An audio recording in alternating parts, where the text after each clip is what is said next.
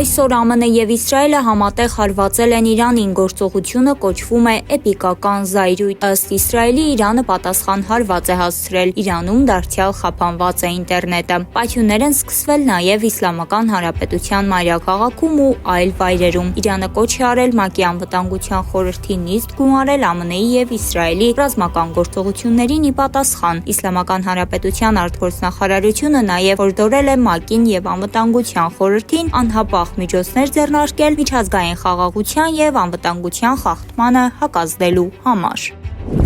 Հայաստանի Հանրապետության արտաքին գործերի նախարարությունը հետևում է Մերձավոր Արևելքում ստեղծված իրավիճակին, այս մասին ասված է արտգործնախարարության տարածած հայտարարության մեջ։ Իրանում եւ Իսրայելում գտնվող ՀՀ քաղաքացիներին հորդորում ենք պահպանել անվտանգության կանոնները եւ հետեւել պաշտոնական ցուցումներին։ Արտաքին գործերի նախարարությունը շարունակելու է իրավիճակի մշտադիտարկումը եւ ըստ անհրաժեշտության հանդես կգա տեղեկատվության թարմացմամբ։ Իրանի շուրջ տեղի ունեցող վերջին իրադարձություններով պայմանավորված անվտանգության նկատառումներից ելնելով ժամանակավորապես դադարեցվել են Իրանի տարածքով իրականացվող Բաքու-Նախիջևան-Բաքու ավտոբուսային ուղևորափոխադրումները, այս մասին հայտնում է Ինտերֆաքսը, հղում անելով Ադրբեջանի վերգետնյա տրանսպորտի գործակալությանը։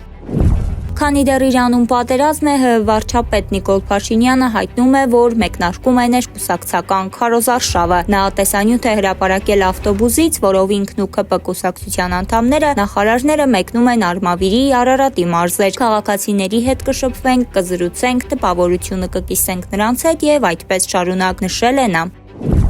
Իրանում ու դրա շուրջ իրադարձությունների համատեքստում դեպի Երևան ու Երևանից դեպի արաբական երկրներ ուղղությամբ մի քանի չվերթներ ժամանակային փոփոխությունների են ենթարկվել։ Պանորամայեմ Զվարթնոց օդանավակայանի պաշտոնական էջից տեղեկացավ, որ հետաձգվել են Դուբայից, Աբու Դաբիից դեպի Երևան չվերթները, ինչպես նաև Երևանից դեպի այդ երկու քաղաքներ թռիչքները։ Ըստ այս պահին առկա տեղեկատվության այսօր նախատեսված բոլոր 3 Երևան-Դուբայ, ինչպես նաև Երևան-Աբու Դաբի, Երևան-Քուվեյթ չվերթները հետաձգվել են անորոշ ժամանակով։